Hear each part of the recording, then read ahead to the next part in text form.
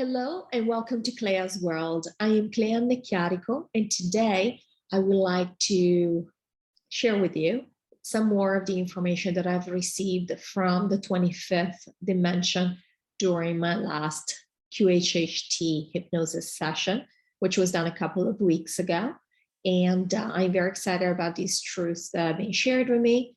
And before we move forward, I'd like to ask you to please like, share, and subscribe to my channel. And please do comment, because I read all the comments and I'm really excited when I see that stuff resonates with you. But let's move forward, because I'm really looking forward to sharing this with you.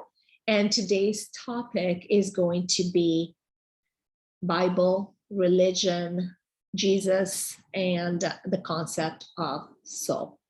I am going to read it verbatim, word for word, so that you get a feel for what I experienced as I was connecting. So the hypnotist's name is Carolyn. So when I say Carolyn, that's who I'm referring to. And she's asking questions that I've prepared prior to my session. And so I'm just going to read it like that. And when I say me, it's just me talking, but really it is the 25th dimension that I was connecting to as a reminder. And you can look back to some of my previous videos to see all the information that I got from them. It's been so much already. But the 25th dimension is where all of our highest selves reside, is where we're all from, and where we basically come from when we come to this planet or any other planet, really within the matrix, to play. This is all a game. This was been said to me over and over. All right, let's get started. So, Carolyn, was the Bible created by our team or the dark team? Me. The Bible was created by the light team as a way to, the light team knew that the dark might compromise it, but they found ways of leaving light codes that were invisible to the dark. So the dark has let this go for centuries without realizing what they were doing. It has brought many people to the light, even when this has looked like them abandoning religion. Carolyn, so was the dark side able to corrupt it in any way? Me, it is mostly corrupted, but just on the surface. There are still messages in there that hold true. There is just not enough explanation for you or other humans to find logic in it from a 3D perspective. You must go inside and know what it feels like, and it will connect with you. Carolyn, what about Christianity and other religions? Were they created by the light or the dark team? Me, no. These were created by the dark team. They were created to channel people, to chain people, to limit their potential. And it has worked in many ways. We have believed that we are limited individuals. There's nothing limited about us. Carolyn, yes, that is very true. Religion does definitely box people in. Was Satanism invented before or after money to corrupt people? And let me just explain real quick here. One of the pieces of information we received previously is that money is what upset the balance of polarity on Earth. It's what corrupted many people, to the point that a lot of people to this day do not want to go to New Earth, and they want to create a new 3D simulation just so they can have money. This is how corrupted this energy for money is. So the question here was this Satanism created before or after money to corrupt people? I'm trying to figure out if that tipped the scale as well or not. Me. Satanism is a sort of energy that the dark has been wanting to bring in as a new idea. It has not been as successful as the idea of money. They have tried. They have answered many, many people. Oh, I'm sorry. They have ensnared many, many people, but not nearly as many as they thought they were able to. They were hoping to corrupt. It's a type of energy that will dissolve because it is so dense. It is very hard to sustain. and it is not sustainable in higher dimensions. Most people are moving to higher dimensions even while here at this time. Satanism is dissolving under our very eyes as we speak. It is not something that can be supported. It needs a lot of people to support this. It needs a lot of work. And these people, the dark, don't want to do this anymore.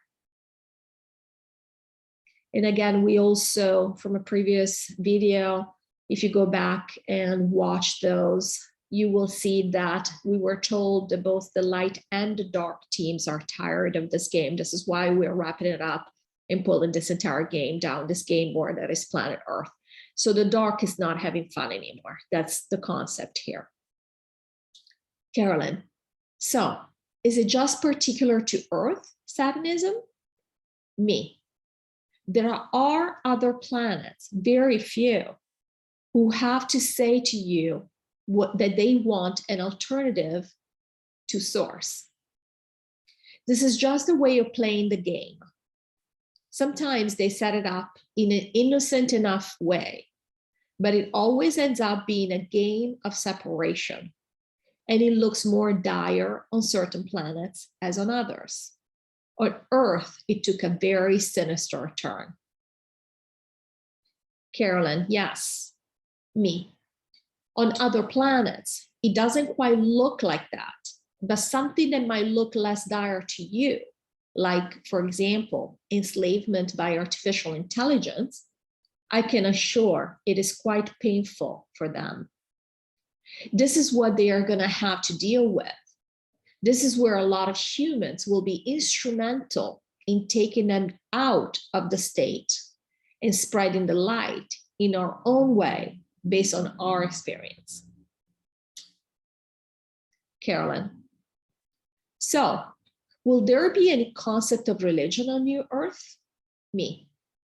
Religion was a rule made for planet Earth to create an order for people so that we knew limitations, we knew separation. There will be no need for this. We know who we are. We are close to source. We won't need religion anymore. Now, the next question is about a specific religious center that is very sacred to a particular religion. There is no need for me to tell you the name. The concept is going to be clear anyway, but I don't want to say the name because this is not meant to offend anybody. This is not to single out anybody. I think it's the concept is quite clear that it goes across the board. So this is just one example.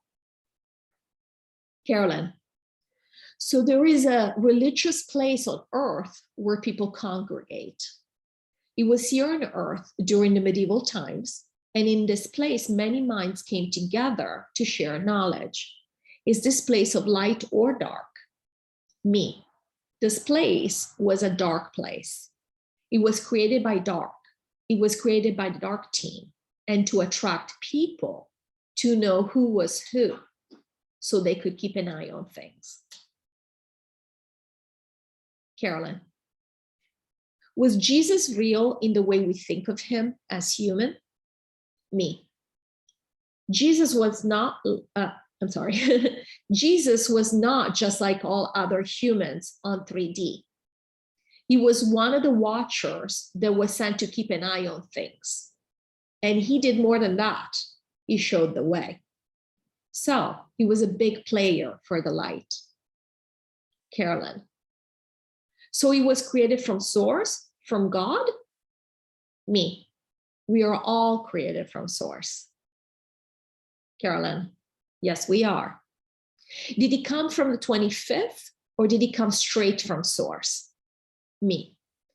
He was one of us. And what they mean here is from the 25th dimension, because the cosmology that was explained to me is that we are all created. God, source, created us in the 25th dimension. And we created everything in the matrix. And the matrix is all of creation, the entire multiverse, basically anything below the 25th, including all other civilizations, not just planet Earth. So when they say that he was one of us, they mean that he comes from the same place we all come from. So again, me, He was one of us, but he had a very special gift that he wanted to bring to this planet. We didn't know what was going to happen with this. We weren't sure that humans could handle it. We were concerned that this might ruin the game because it was so obvious and it was too early in a 3D game to show that we could change things with our thoughts. But it didn't. The humans kind of disregarded it and they moved on. Carolyn, so did he really resuscitate then? Me, there's no death. Carolyn, no death. So in the same line, there is a story of King Anu and his sons Enlil and Enki. It is said that Anu is God and that his son Enki is Jesus, and Enlil is the God of the Bible and is the human's adversary, or Satan. In the story, it is said that Enki/Jesus is the one that did the creation of humans and who we're supposed to follow. Can you clarify this for us? Me, you have a lot of fun stories. Carolyn, we do. So this is just a story? Me, it's a story. If the story is referring to how things came to be, you already know how things came to be. Source created us and gave us the opportunity to play this game however we want. We sometimes, once we're in the matrix, we second guess ourselves. We want to try things, but we're afraid of doing things in a way that deletes the separation that we like to believe in. Jesus was a gamble by the light. What surprised us, but we also embraced, was that he did not tear the game apart, because humans on this planet have the ability to ignore everything they want to ignore. And so we just went on and turned them into a lot of different fables and stories. He did leave light codes for us in different places, but nothing that ended up revolutionizing the way we were thinking about the game.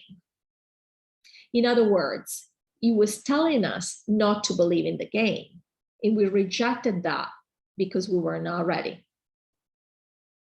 Carolyn, we did.